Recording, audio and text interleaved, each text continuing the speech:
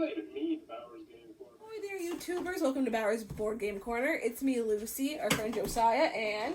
Bower. And today we're going to be talking about the only bit of goodie, maybe, we'll tell you, Paper Tales from Catch Up Games. It's currently brought out from Stronghold Games, whatever the heck they're called now. This for ages 12 plus, 2 to 5 players, take about 30 minutes to play. And in Paper Tales, Josiah, would you like to describe this game? I think you might do a better job. So, I kind of like describing it as like a Seven Wonders meets a collectible card game because it has the little combos you get in collectible card game, and Seven Wonders kind of has, from the base game, like, not really combo-y effects. They're sort of like persistent effects. This has more combos involved, and I like it because of that. It's also a little simpler, but at the same time more choices. Pull back. Than base. Pull back. Drafting game. Drafting game. It's 5 a drafting cards. game just like Seven Wonders. You take 5 cards, you pass a card to the person to your left in the first round. The second round and third. Second round you do to the right, counterclockwise. And then, but yeah, you're trying to build a grid, a 2x2 grid. You're sort of like your kingdom. Your city, your kingdom. Your front people are the 2 people in the front are the people that contribute their combat, and the people in the back are doing their special abilities, which can be like resources and stuff like that. It's a really cool game. I really like how the game teaches itself through the quick reference cards. Almost everything you need is on the quick reference cards.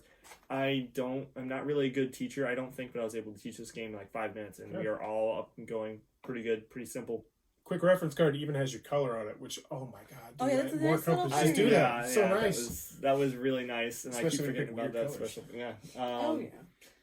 But yeah, I really like the game. It's one of my favorites. I can understand why some people don't like it as much because there's Seven Wonders to compare it to, but I just felt like Seven Wonders was lacking something, and this sort of filled that gap for me. So I think that this, I disagree with you. I think Seven Wonders is still a smidge bit easier to teach, but I don't think they're that much different. I personally like Seven Wonders better, but I do like this game. I think I'd like it better with the expansion. You were talking a little bit about the expansion.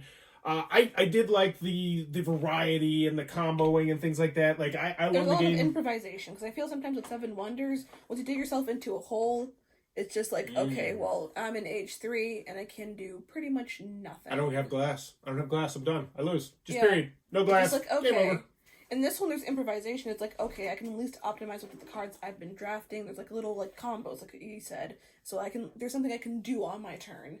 One thing I did like is that the combos, if they didn't work out, the game is so short in 4 phases. It's like, well. Yeah, it's a nice game.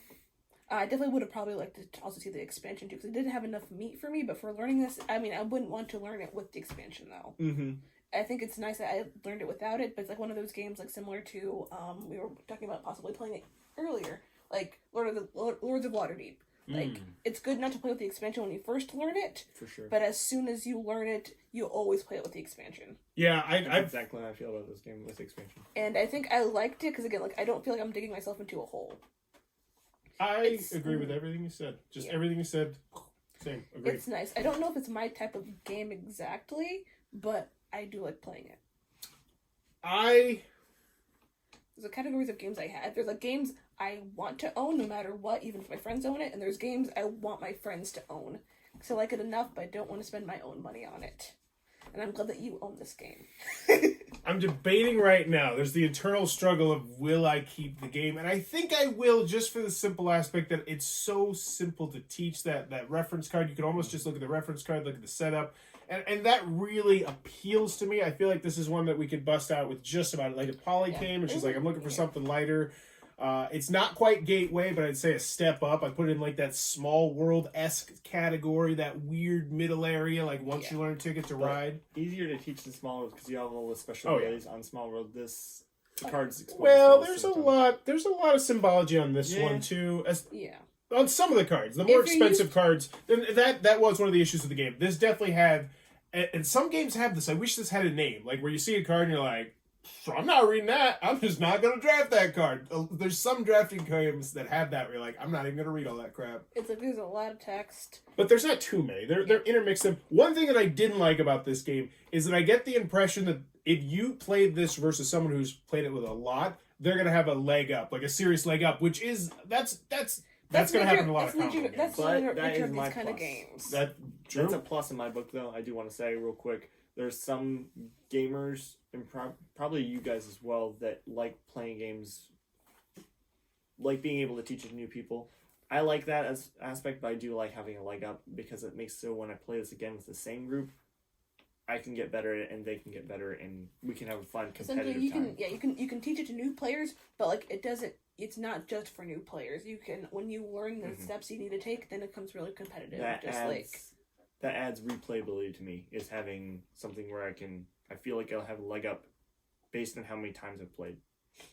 I love those style of games, but I don't like playing them over and over again. I don't like being the person having the leg up. I like being the person who's like, oh yeah, you got the leg up. Forget you, I'm still gonna... Because, like, I won... And I can't play this, no one will. Meat game, strong game. So, in the end, Paper Tales, Josiah, is one of your favorite games, I would give it, like, 9 out of 10 for me. I would want to play the expansion first, but for me, it's about, like, a 6. Woo! That's fine. I like this game. It's a good game. There's games that, like, I love... because it's my style of game. I would go with even Seven Wonders is not my style of game. Right. I would go with a 7 if it was 2 to 4 players, but the fact it's 2 to 5 players, the fact it's easy to teach, the fact that the symbology, once you know, it's relatively simple, the fact that if you like it, you can get an expansion. I would like to get the expansion. I think I'm going to keep it, and I'm going to put it around 7.5. I think it's very good with the potential to be great with the expansion, even though it is not a game that's... play this with the expansion, definitely. Bingo. And Josiah's got it. So maybe we'll do a thoughts from the corner on that later. That is Paper Tales from Catch Up Games / BlackRock Export / Stronghold Games. There's a lot of people who touch this game. Because it's good. Take note. And there you go. So it is Paper Tales. If it looks like it might be a cup of tea, be sure to check that one out. If you're enjoying what we're doing, please be sure to click on that subscribe button down below. Also, in the comments below, let me know what's the most impressive thing you've ever written. Someone else go first. I will go with, I had a 12-page paper on childhood obesity and this epidemic we have of saying our children are not fat because they're not the fattest kid in the classroom. And I'm very proud of that paper. That's my favorite paper I've ever written. Actually, no, it's not. But it's my proudest paper I've ever written. Favorite paper is about Babe Ruth. What about you, Josiah? I'm not a writer. I kind of wish I was.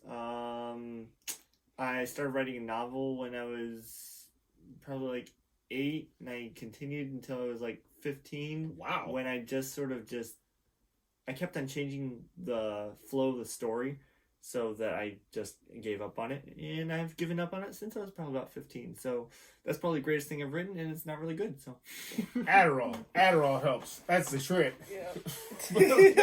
Comments below. And as always, thanks for your time, YouTube. See yas. Bye.